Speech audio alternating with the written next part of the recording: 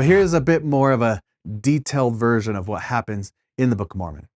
So it starts in Jerusalem about 600 BC, and a small group of families flee, and eventually they sail somewhere to the Americas. Shortly after that, they kind of split into two different groups. Those that followed Nephi were called the Nephites, and those that followed Laman were called the Lamanites. And these are the two main groups that would fight against each other throughout the book's almost 1,000-year history.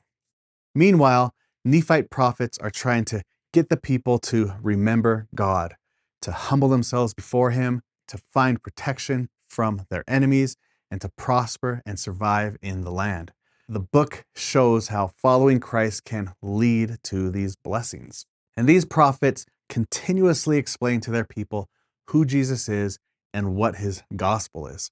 Some sections are entire sermons by these leaders with deep teachings about Jesus Christ and His gospel.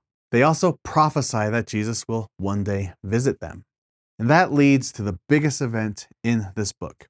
Hundreds of years after they arrive and create this large civilization, Jesus Himself visits these peoples shortly after His resurrection. And He shares His gospel message with them. And it all just shows how Jesus is the God of all peoples, not just those in the old world. And the history continues to a bit after 400 AD.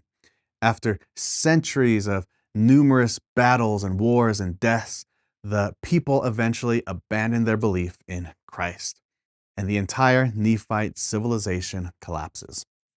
And there's a prophet left who compiles all their records together, named Mormon.